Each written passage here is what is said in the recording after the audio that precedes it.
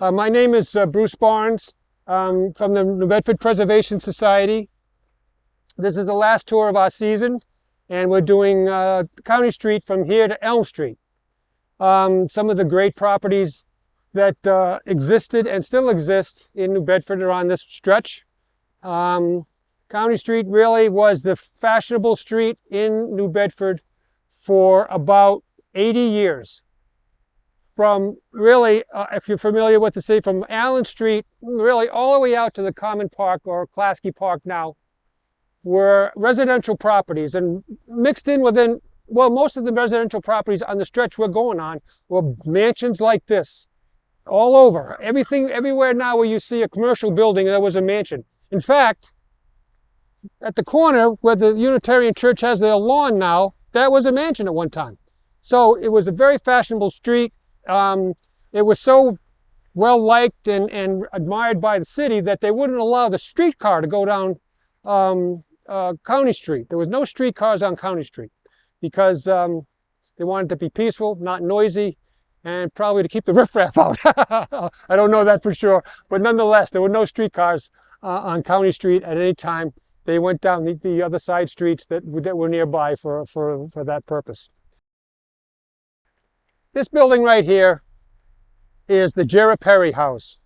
Perry was born in around 1800 and died in 1849. During his relatively brief life, he became a very wealthy man. And he built this house around 1830. It's really a magnificent federal-style house. Look how, now you got to cut off the back, sort of the back end there, but you can see the original house, and it's a big building, a really big building, and a beautiful building, actually. When the last Perry died in 1893, the Wamsutta Club, which was a baseball club actually, at that time, they bought the building and lived in it, and then and occupied it. And then the Wamsutta Club became more of a social club. They needed more space, so when the Arnold Mansion became available, they bought that and moved from there to here, and that's when the Masons purchased the property, and then they built the back end. I actually think, I can't say for sure, I have an inventory of an architectural firm called Leary and Walker. They were from New Bedford. They did the Zeitarian, actually, and the Roosevelt Apartments. And in this inventory around 1923, they have a listing that says Masonic Temple. So it didn't say New Bedford. It doesn't say anything. It could have been a Masonic Temple someplace else, but I just think that that's an odd coincidence that it would be the same year. Anyway, but he says it might have been somebody else, but I don't know for sure. Anyway, it's a very cool building. Now, Jireh Perry, for those who've been on my other tours and remember this, I've talked about how the Wamsutta Mill was formed, and that the original founder of the mill had a very difficult time raising money for the mill. He was surprised. But Jireh Perry was one of those early investors, and although he died shortly after the mill was founded, certainly his descendants made out in a big way with the shares from the Wamsutta Mill. So Jireh Perry was one of those few men who decided to take a chance on the Wamsutta Mill, and it paid off big time. The building behind us, the Superior Courthouse for Massachusetts here in New Bedford. It was started in 1828. Now, in 1828, there wasn't much out here, really. There was a few mansions on County Street over here. There was almost nothing in this direction at the time. It was not a popular building when it was built. One of the early historians in New Bedford, his name was Daniel Ricketson. He wrote a history of New Bedford that was published in the 1850s. And he said that the guy who designed this building should be charged with malfeasance. Talk about being blunt. But the Lizzie Borden trial took place in this building in 1893. In June 5th to June 20th, 1893, Lizzie was tried for the murder of her stepmother and stepfather here. And she was acquitted almost immediately because there was no real evidence to convict her, although she was in the house at the time of the murders, as we all know. But anyway, that's one of the more famous trials that took place here. Plenty of others as well, but that one's the one that's most well known. Now, around in the late 1890s, and early 20th century, they started adding on because it was woefully inadequate space-wise. There's an addition here, and then there's an addition on the other side and around the back as well. And for those who've been on my tours in the past, the architect Nat Smith did most of the additions. If you have the time or inclination, if you're really an architecture fan, go all the way around the back, and there's a spectacular Palladian window, a 3-part window, well, I don't see one here. It's a big, tall 3-part window in the back. It just faces almost a dump in the back there now, but it's really one of the more beautiful windows in the city, actually. So I would take you back there, but it would take too much time. I took a group back there a couple of years ago when I did this tour, and I think they looked at me like, "Are you crazy for taking us back here?" Anyway, this is a very interesting building. It's still the Superior Courthouse, the main state courthouse here in New Bedford. It's in not very good condition if you've been inside it. It needs to be refurbished badly. But anyway, here it is. Did anybody go to New Bedford High here? Yeah? 1 year? Just before they closed it? Were you a freshman? Yeah? Wow. Anybody else? We have one person who attended New Bedford High here for 1 year before it closed. I think it was in 72 or 3, 72. Yeah. Excuse me? No, I meant, yeah. The new building out on Hathaway Road there is an abomination, really. It's just not an attractive building in concept. There's some nice spaces, the gym and so forth. There are some nice buildings out there, but the whole concept is too bad. But this building here is on a very, very important site. The very first building that was on this site was the founder of New Bedford. His name was Joseph Russell. Before Joseph Russell came to this area of Dartmouth, New Bedford was part of this town of Dartmouth in the early 1700s. It was unoccupied by colonists or Europeans, unoccupied. Everything that we now know as New Bedford was not occupied by anybody. He moved here in the early 1700s, and he built a house on this site. That house lasted until 1925, when Charles W. Morgan, the namesake of the famous whale ship, he was a very important New Bedford whaling merchant and banker. He was related to the Rodman and Roach families through marriage. He was a very important guy in his time. He was born, I think, in 1790 and died in 1860. His wife continued to live in the house another 28 years. So the house was occupied by the Morgans for about almost 80 years, I guess, or so. House was built in 1825. Tore down the Russell House, and he built a magnificent Greek Revival house right at the head of William Street. He could see all the way down. Now, you got to realize that there wasn't much, again, there still wasn't that much development, and there wasn't that many trees involved, and he owned a portion of the bank at the end of William Street. So he wanted to see his bank from William Street, so he could see straight down to the waterfront from this site. Morgan's wife, Sarah, died in around 1890, and the city bought the property with the intention of putting a school here. They didn't get serious about it until around 1900. And the building of this particular building became an unbelievable political football. They had numerous designs. One of the more prominent architects in New Bedford, his name was Samuel Hunt. He had designed a number of versions of the high school. It was supposed to be a high school that would hold 1,000 students. The city was growing like a weed during these years because of the textile industry. 1,000 students was a very big building. But they kept on, every time there was a mayor, there was a lot of elections. I think the mayor was only elected for a year at a time during this period. And they kept on changing all the time. And so every time there was a new plan, it was rejected by the new mayor and blah, blah, blah. So they finally hired a guy whose name was George Clough, C-L-O-U-G-H, and he designed this building. George Clough also designed Durfee High School, the old Durfee High School. If anybody's familiar with from Fall River, know the Durfee House, spectacular building in New Bedford. He had designed that high school in Fall River. He designed that high school about 25 years earlier. Now, it's a very interesting building. It's a nice building. The only problem with this building is it's like a million others that were built during this time. You know, it doesn't stand out, really. It's just a nice big building. It has beautiful columns and so forth. It's an impressive edifice, that's for sure. It fits nice in the neighborhood. The best thing about this particular building was that you could add on to it. And they needed to add on to it because the 1,000 student limit to the original building was quickly overrun by new people coming to the city all the time. And in 1935, there were 2,600 students at New Bedford High at this particular building. They added to the back. They used the same design here, but they added to the back and so forth.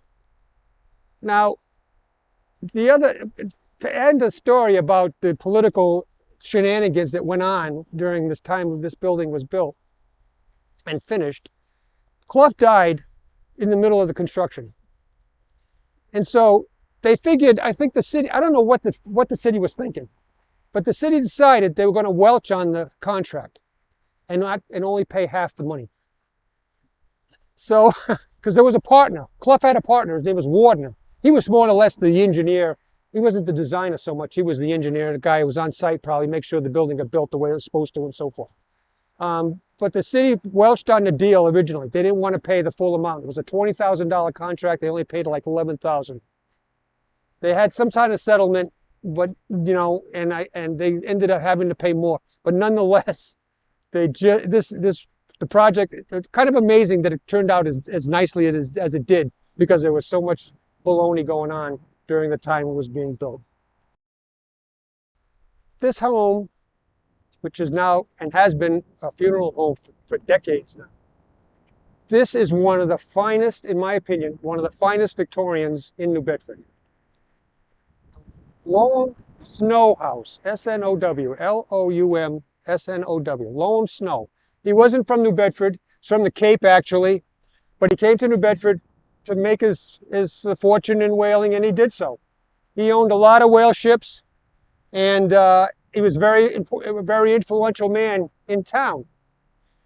And he had this house built in around early 1850s. It's just a spectacular design. It's huge, but everything is in proportion. Everything is big about this house. Everything is big about this house. The brackets, the windows, the spaces between things, everything about it is beautifully done.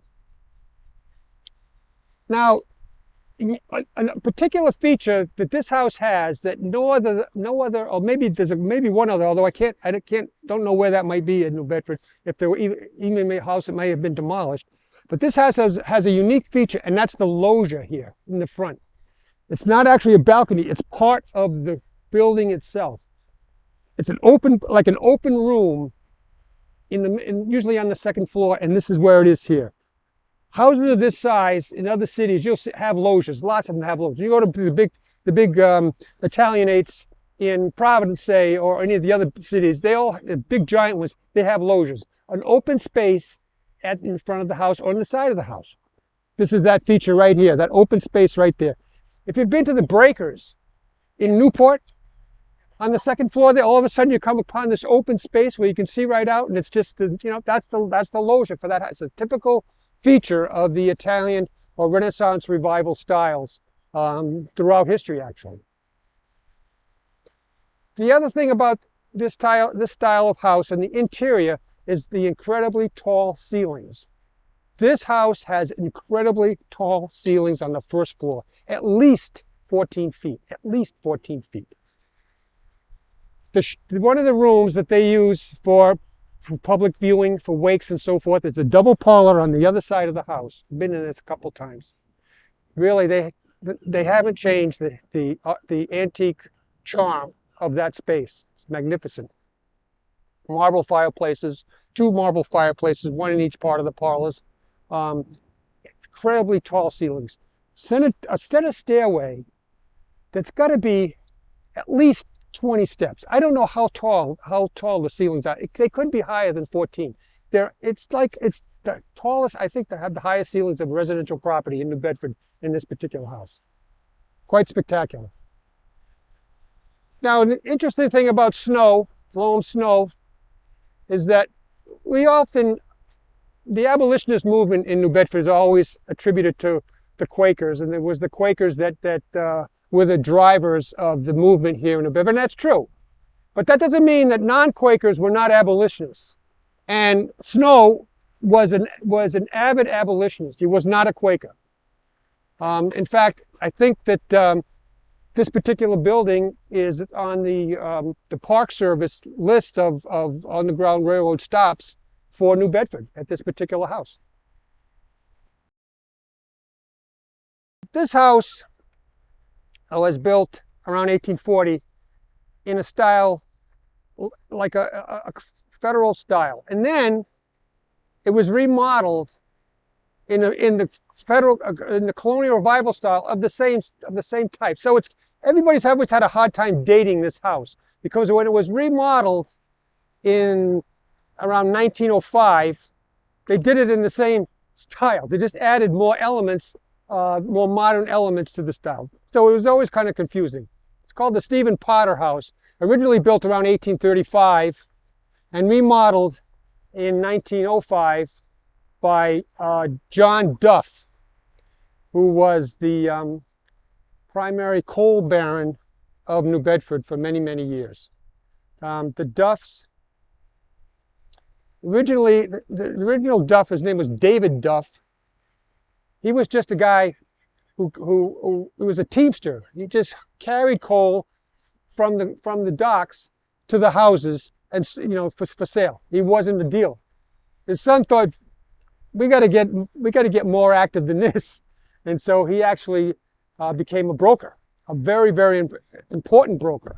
Now you have to realize that around 1905, 1910, when he was really starting to make money, the amount of coal that was being consumed in New Bedford was astronomical.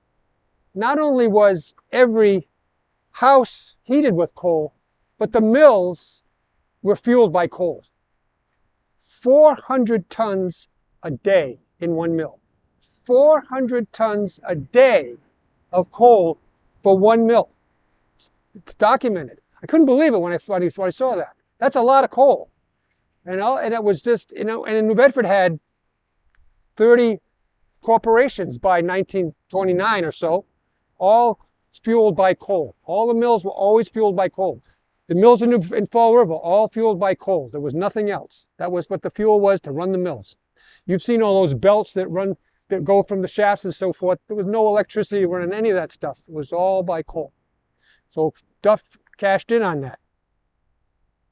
Now he hired, again, an architect that I've talked a lot about. I had a whole tour about him last year, Nat Smith. He did the redesign on this particular house. And it's a nice job in the front, it's lots of detail, But the masterpiece is the garage. In the early 1900, cars were kind of a novelty. Some people had them, most people didn't, and everybody was unsure whether automobiles would actually take off. Well, by the time 1905 and 1908 come, everybody had to have a car. There were literally hundreds of makes and models, hundreds. And so everybody who could bought a car, multiple cars. And this is the garage that Smith built for Duff for his collection of cars. There was probably 5 cars in that particular building there. Duff decided in the 20s that this portion of County Street was changing rapidly. It was becoming very commercial. And so Duff decided to sell this building, and he bought a big house on Hawthorne Street in the 20s and remodeled that as well. Anyway, interesting story about him. The guy who originally built the house, his name is Stephen Potter. He was a whaling captain, actually, and you know, he had made enough money to build a fairly sizable mansion here during that time. I worked in the library here in New Bedford at the public library from 1973 to 1978. And for a brief time, I lived in a huge mansion on that corner, right there. It was a big house, had the mansard roof, 3 stories. I rented a room on the first floor. It was a double parlor. Had 2 red marble fireplaces in the unit that I had. The guy next door to me, he had, how these houses, these Victorians in that style, there was a big double parlor and on one side of the house, and then there was like a den, and then another living space on the other side of the house with the center stairwell. That's the way this house was. I wasn't here. I had moved away by the time they knocked it down, but it was probably the early 80s, not too long after I left, they knocked it down for the McDonald's. All I can think of, hopefully somebody salvaged those, at least the fireplaces, at least, because the guy who owned the unit right across the hall from me, I was in his little den area, and he had a beautiful Carrara, which is that pure white Italian marble, carved a little one in one of his units. And I thought, geez, you know, if they just got smashed and thrown away, what a terrible shame. It had a cupola at the top. It was a 3-story building, you know, so there was 3 floors of rooms. It wasn't just, you know, 3 stories and an attic, 2 stories in an attic space. There was 3 floors of living space. And they had a cupola on top of that, so you could see the harbor fabulously from up there. There's going to be a picture of that building, at least part of the building, on the video, because I have a picture of someone took a picture of Elm Street from right here, and half of the building is shown. And you could see, even just seeing half the building, it was pretty magnificent. It was a pretty magnificent. Right across the street on this site, which was including the Methodist Church and the Snow House, was the original Friends Academy, built in 1810. It was a long, narrow building along this way, and it covered these two sites right here, pretty much. William Rotch Jr. and Samuel Rodman Sr., they put most of the money up and funded it during all the years that it was opened during their lifetime. Around 1850, they decided the building was inadequate. They tore it down and built buildings on the back, on Morgan Street.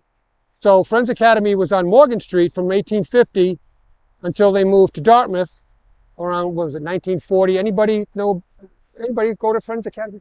Around 1940, they moved from Morgan Street, which is that street right there, to the site on Tucker Road in Dartmouth. Now, the Methodist Church right here it was built around 1850 as well, about the same time as the Snow House was built. It's a nice building. It's been sort of up in the air of what's going to happen with this. I don't know what the latest news is about this building. It's changed hands a few times. People have had some plans for it as for something else. I'm not even sure what the latest is. I think it's pretty much at risk, really, for demolition at some point. I'm not sure, because nobody knows what to do with it. It's an odd size. Now, I know you probably don't like the idea of talking about buildings that don't exist anymore, but there's another one that's very important. On the corner of where that blue house is, there's a street that runs there. That's 8th Street, and this is William Street.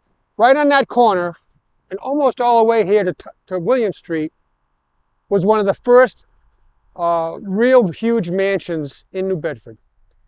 1822, built by a man by the name of Joseph Rotch. He was a son of William Rotch Jr., a very wealthy guy, born wealthy, didn't really do much work as an adult because he had so much money and he just kept on investing in whaling. But on that corner, facing south, was a Greek Revival building. It looks just like, in the picture, we'll show a picture on the video, just like the double bank building down at the foot of William Street. If you're familiar with that building, it looked just like it. It was built in the same way. It was a brick building with a wood front facade. Spectacular building. It had a balcony on the second floor. That's the only one of the major differences between that building and the double bank building. It had a balcony on the second floor, so you could walk out from the second floor and sit out. Columns, very southern looking actually again. Now Rotch built a house for his wife and family in 1822. He died as a fairly young man in 1839. His wife died a couple years later, and they decided to demolish the house. The house was demolished in the 1840s. It was only 20 some years old. They decided to demolish, the family decided to demolish the house and sell off the lots. Very unusual for the times, because the Rotches were very conservation and history minded. But anyway, that's what happened to this building. It only stood for about 25 years. You'll see a picture of it at that time. This is kind of a hidden gem to me. This Victorian here, the Samuel Ivers house, built in 1879 because of its location. And it has this awful addition. You'll see it when we go around, like an office building addition of blocks on the other side. It really mars the look of the house. But nonetheless, it's a very interesting and beautiful Victorian. 3 floors. Obviously, this is sort of what the house that I lived in looked like, except it was a little expanded. It had a tower like this in the front and so forth. But you can see there's a lot of rooms in this building. There's like 5,000 square feet in this house because I looked it up to see. And it only lists as 6 bedrooms. Now, I don't know what's going on in there. It can't be 6 bedrooms. It's more like originally it's probably 10 bedrooms in this particular house. 1879, Samuel Ivers seemed to be a guy who was involved in all sorts of businesses. One of his jobs was the president of the New Bedford Guano Company. Guano is bird poop, and it was used as a fertilizer. They went to islands that had lots of birds that just plopped all day long, and they collected it, brought it to New Bedford. I guess they did some kind of chemical processes to it to make it as a fertilizer. I'm not sure what they did, but anyway, it was sold around the country. So the New Bedford Guano Company, which was in the south end, he was the president, and it was one of the more unique businesses here in New Bedford that thrived for a brief time. This is a house. Now, this is described sometimes as a Queen Anne. I wouldn't describe this as a Queen Anne. I describe this as a house that's in the French Second Empire style with the mansard roof. It's fairly it's fairly organized and not so rambling like Queen Anne's can be. As you can see when we go around the other side, it basically looks the same design on the walls, but you can see it on this side as the other side. So it's fairly orderly. I think it's more like a more early style, the French Second Empire style, which is much more symmetrical building inside and out. Anyway, I want to talk about the Unitarian Church. Beautiful building, 1838. New Bedford was a Quaker community early on. And then the various factions, there was 2 factions of the Quaker religion split the religion apart in New Bedford in the actually across the country in the 1820s. And most of the Quakers, the former Quakers, who decided to leave the meeting, became Unitarians. And a lot of them were the wealthiest families in town. Charles W. Morgan, Samuel Rodman, James Arnold, some of the wealthiest men in town were the ones that left the meeting. And so they had plenty of money to spend on a new church, and this is the church that they built, the Unitarian Church, 1838. It's a beautiful building inside and out as well, Gothic Revival style. This building is often attributed to Russell Warren, who did a lot of the big Greek Revival houses in town, double bank building and the big granite mansions on County Street. But actually, he worked for the architect that designed this building. His name was Alexander Jackson Davis. He was the most important architect in the Gothic Revival style in throughout the early years of the country. He did many important buildings.